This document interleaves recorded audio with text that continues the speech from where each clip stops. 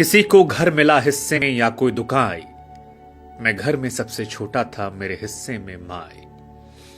शायर मुनव्वर राणा, उनकी ये शायरी आपने कहीं ना कहीं जरूर सुनी होगी, लेकिन अब मुनव्वर राणा हमारे आपके बीच नहीं रहे। 71 साल की उम्र में लंबी बीमारी के बाद उनका निधन हुआ और उनकी बेटी ने उनके निधन की जब खबर लोगों को दी तो कई लोगों की आंखें नम हो गई।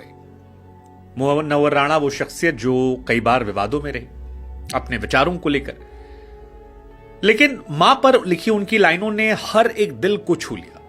26 नवंबर साल 1952 को उनका जन्म हुआ था और 14 जनवरी साल 2024 में जब हम और आप हैं तब उनका निधन हो गया। मुनव्वर राणा उन लोगों में थे जिनका परिवार विभाजन यानी 1947 में जब इंडिया पाकिस्तान का बंटवारा हुआ तब पाकिस्तान चला गया था।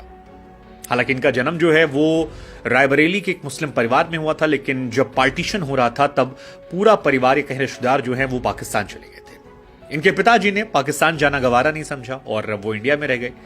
मुनव्वर बचपन में कोलकाता में रहते थे। कहा जाता है कि कोलकाता के जो चरमपंथी लोग थे उनके साथ इनका उठना बैठना हो गया। स्कूली शिक्षा प्राप्त करने के बाद इनकी दोस्ती यारी नक्सलियों से हो गई। पिता काफी खफा थे और पिता ने इन्हें घर से निकाल दिया। उससे पहले विभाजन ने इनकी जमींदारी को छीन लिया था। पिता एक जमाने में जमींदार थे, लेकिन विभाजन के वक्त नुकसान काफी ज्यादा हुआ था। लेकिन नक्सलियों से दोस्ती बहुत ज्यादा महंगी पड़ी और उसी का असर था कि पिता ने नाराज होकर घर तक निकाला। लेकिन यारों के यार मुनव्वर को अगले 2 साल तक उनके रिश्तेदारों और दोस्तों ने संभाला। दोस्तों के साथ रहना पसंद आया कोलकाता में, लेकिन उनका बहुत लंबे समय तक दिल नहीं लगा और दिल नवाबों के शहर लखनऊ पर आ पड़ा। लखनऊ में उनकी मुलाकात शायर वली असी साहब से हुई और वहीं से अलग अलग मुशायरों में जाकर नज़मों को इन्होंने कहना शुरू किया। इनकी कई सारी नज़में ऐसी हैं जो काफ़ी ज़्यादा प्रचलित हुई। जैसे एक नज़म थी कि बादशाहों को सिखाया है कलंदर होना, आप आसान समझते हैं मुनव्वर होना। ऐसे बहुत सारी लाइनें हैं जो इनके कलम से लिखी गई और काफ़ी ज़्यादा इन्हें पसंद किया गया।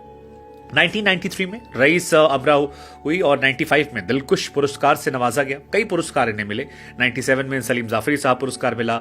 2004 में सरस्वती पुरस्कार जो था मिला। 2005 में गालिब उदयपुर पुरस्कारों की एक्चुअली लंबी फहरिस्त जो थी वो इनके पास निकल कर आई थी।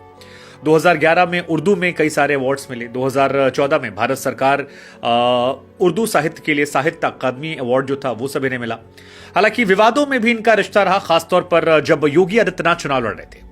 इन्होंने कह दिया था कि अगर योगी आदित्यनाथ चुनाव जीत जाएंगे तो मैं यूपी छोड़कर चला जाऊंगा, और ये काफी चर्चा में। अयोध्या में जो राम मंदिर बन रहा है उसको लेकर भी इनके बयान काफी कंट्रोवर्शियल थे और ये माना जाता था कि मौजूदा सरकार जो है उस पर कटाक्ष करते थे। बीजेपी सरकार को लेकर राम मंदिर पर इन्होंने सवाल उठाए थे। यहां तक कि जो हमारे ex chief justice of India थे रंजन गोगोई साहब, उन पर भी उनके फैसले को लेकर सवाल उठाए थे जब अयोध्या राम मंदिर को लेकर फैसला आया था, जो काफी चर्चा में था। किसान आंदोलन के दौरान भी इनके बेबाक बोल जो है काफी चर्चा में थे, जब इन्होंने कहा था कि संसद भवन को गिराकर वहां पर खेत बना देना चाहिए। वो बयान भी काफी चर्चा में था। लेकिन सबसे ज्यादा चर्चा मेरे हिसाब से जो इनकी मेरी स्मृतियों में इनको लेकर है वो 2022 में लोकसभा चुनावों को लेकर, जब यूपी में काफी ज्यादा पाकिस्तान पलायन, जिन्ना, मुसलमान, कब्रिस्तान चल रहा था। उस बीच इन्होंने एक इंटरव्यू में कह दिया था कि वर्तमान सरकार पलायन रट रही है। भाजपा सरकार में मुसलमान जो है खुश नहीं है और अगर योगी आदित्यनाथ यहां जीत जाते हैं तो फिर मैं पलायन कर जाऊंगा। बाद में सरकार जीती तो काफी लोगों ने उसको लेकर टिप्पणी की। हालांकि मां को लेकर वो हमेशा संवेदनशील थे। प्रधानमंत्री नरेंद्र मोदी की मां की डेथ पर भी उन्होंने कहा था कि किसी की भी मां जब जाती है तो मुझे ऐसा लगता है कि मानो मेरी अपनी मां चली गई है, और बहुत बहुत दुखद वो था। उन्होंने कहा भी कि अब मां नहीं है जिनकी दुआएं आपको बचा लिया करती थी। हालांकि वहां भी पॉलिटिक्स डाल दी थी। शायरी एक अलग। मुनव्वर राणा पीजीआई अस्पताल में भर्ती थे और काफी समय से उनके लंग्स में इश्यूज थे। लखनऊ के संजय गांधी अस्पताल में भर्ती थे। लंग्स में कुछ इन्फेक्शन हुआ था 2017 में। उसके बाद अलग अलग टाइम पे हॉस्पिटलाइज हुए। उनकी बेटी सुमैया राणा जो है उन्होंने उनकी मौत की सूचना को कंफर्म किया और ये जानकारी जो है लोगों को दी। गाल ब्लैडर में इन्फेक्शन की वजह से लास्ट ईयर उनका ऑपरेशन भी हुआ था और काफी समय तक मुनव्वर राणा वेंटिलेटर पे थे। कई बार उनके जाने की खबरें जो है निकलकर सामने आई। शुगर, किडनी, बीपी, तमाम बीमारियां ऐसी थीं जिनको लेकर वो पेशेंट थे। 2017 में लंग्स और गले का भी उन्हें इशू हुआ था और कई सालों से डायलिसिस पर चल रहे थे। 2017 में ही सीने में दर्द, इन्फेक्शन, बहुत सारी चीजें थी। लेकिन अब वो इस दुनिया में नहीं है और अब वो नहीं है तो फिर उनको लेकर चर्चाएं हो रही हैं, उनकी बातों को याद कर रहे हैं लोग, विवादों को याद कर रहे हैं। हालांकि जाने के बाद विवादों को याद तो नहीं करना चाहिए, लेकिन ठीक है, हम तो यही दुआ करेंगे कि मुनव्वर राणा साहब जहां भी हैं, ईश्वर उनको अपने चरणों में स्थान दे और उनके चाहने वालों को हिम्मत दे, ताकत दे।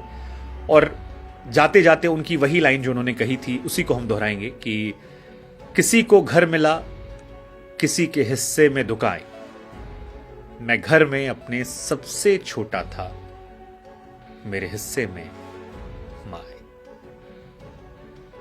मुनव्वर साहब अपनी मां के पास पहुंच गए। ओम शांति।